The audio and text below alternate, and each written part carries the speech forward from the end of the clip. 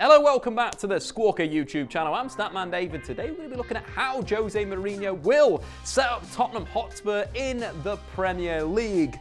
Mauricio Pochettino has finally been let go as Spurs manager after about 5.5 seasons in charge. Mauricio Pochettino revolutionised Tottenham Hotspur, turning them from an inconsistent side to a team that was regularly getting into the Premier League with finishes second and third in the Premier League. The big criticism of Pochettino, of course, is he didn't pick up a major honour at Tottenham Hotspur. And the man brought in, of course, Jose Mourinho, is a guy that can do that. But how will Mourinho set Spurs up on the pitch? Will it be Eriksen or Ali at attacking midfield? Who plays in defence? Who plays up front? All of those questions will be asked on the Squawka YouTube channel. Make sure to subscribe if you're new. Anyway, let's dive in. First up, let's talk about formations. Jose Mourinho, over his career, you could say he's a 4-2-3-1 manager who likes to play with a number 10 that can get in between the lines but also help out defensively. Two wingers that either will be concerned with goal scoring, thinking Ronaldo, Eden Hazard, and maybe one that tucks in more of a defensive sense, looking to break forward. The interesting side with Spurs under Pochettino, I think the 4-2-3-1 will be their go-to shape. But Mourinho could vary his formation. Of course, Pochettino's sides were comfortable at playing a 4-4-2 diamond, the 4-2-3-1 we mentioned, 3-4-2-1 as well. The interesting side there, Mourinho tended to play back three in the bigger games at Manchester United in his recent spell at Old Trafford. We could easily see that at Spurs, with Eric Dyer dropping into a deeper position, your wing-backs pushing into the final third, potentially bringing someone like a Christian Eriksen or even a Lo Celso into that central midfield area, maybe in replace of an Eric Lamela, dropping Ndombele to a single pivot, Lo Celso, behind Kane and, of course, Heung-min Son. That was kind of his go-to formation at the back end in the bigger games at Manchester United. It could be an interesting variation for Tottenham Hotspur, but expect them to line up in this 4-2-3-1. So in terms of the characteristics of Mourinho's sides, of course, in a defensive sense, they defend in a deep position, which will help out one of their biggest problems this season, that is defending crosses from wide areas.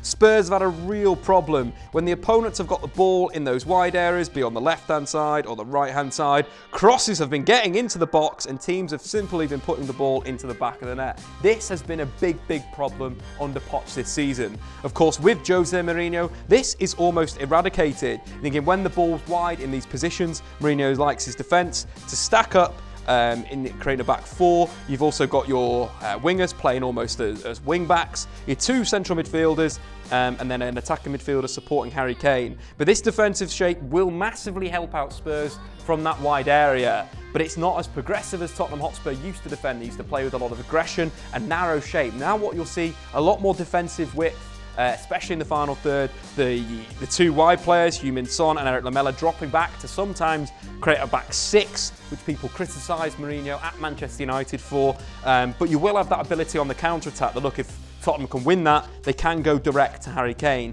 One of the big things for Jose Mourinho teams is that transition back to front very quickly. We all know Harry Kane is one of the best players in world football at playing with, a player behind him on the counter-attack, linking with the likes of Dele Alli, who then could, link with an Eric Lamela on the break. And this could be quite interesting for Tottenham. This will be one of the biggest changes. Tottenham's shape and their defensive line will drop a lot deeper. They'll press slightly less and look to play on the transition. We've spoken about tactics. Now it's time to talk about personnel.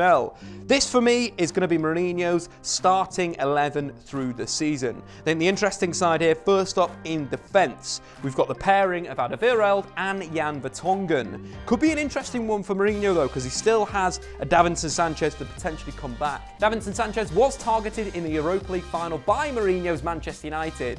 They allowed him to bring the ball out of defence. They knew that Matthias de Ligt was better on the ball. They allowed Sanchez to go forward, and he didn't do very well in that final. But he is the perfect Mourinho centre-back.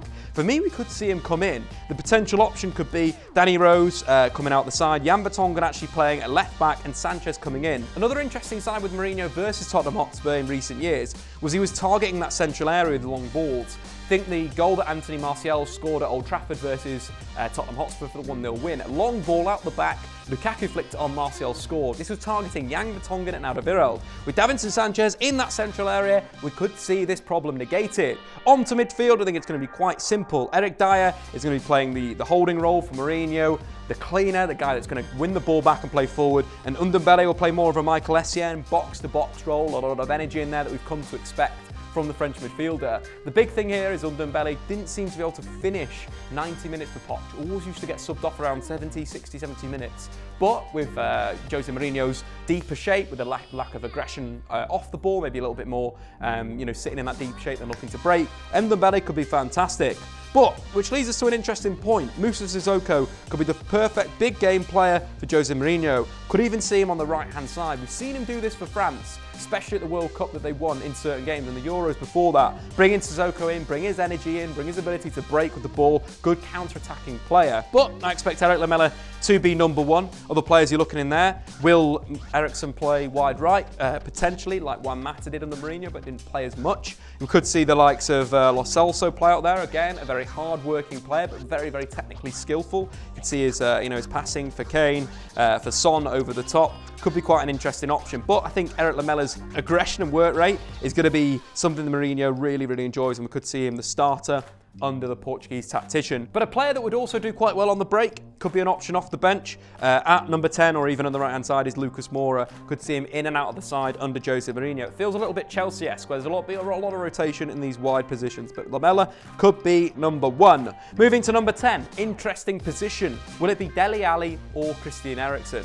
Christian Eriksen is more of the Ozil method of creativity. You're thinking at Real Madrid under Mourinho, Ozil got 17 assists in back-to-back seasons under the Portuguese special one, as he was known a few years ago. But I think it's going to be Dele Alli. Mourinho likes a player in that number 10 position that in a defensive sense is an 8.5, will pressurise the ball, and in an attacking sense is a 9.5. Looking to get into the box and scoring goals, supporting Harry Kane in an attacking sense. So for me, it's going to be Dele Alli at number 10. If we look at the stats, for, of course, Dele Alli so far in his career at Tottenham versus someone maybe like a Frank Lampard. In my opinion, Mourinho should use Dele Alli like he used Frank Lampard all those years ago. Under Mourinho, Lampard scored 70 goals in 215 games, whereas Dele Alli has got 55 goals in 194 games.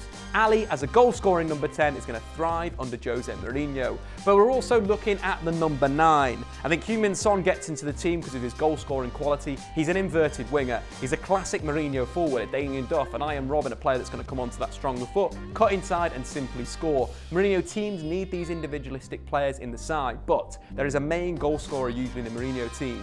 You're either thinking it's a winger, or alternatively it's a number 9. The wingers, you're looking at Hazard, you're looking at Cristiano Ronaldo. Heung-min Son will provide that gusto from the left-hand side, but for me, Harry Kane is going to be the number 1 guy. You look at Mourinho sides that have number 9, you're thinking Diego Milito, or you're thinking someone like Ibrahimovic or Lukaku at Manchester United. The goal-scoring records were really interesting. So let's take Diego Milito in 2010. He scored 22 goals in Serie A, 30% of Internazionale's goals that season. If we take a look at Ibrahimovic's first season under Mourinho at United, 17 out of the 54 goals United scored, 31% of those, of course, came from the big Swede. And in Mourinho's second season at United, Lukaku scored 16 out of United's 68 goals, equating to 24%.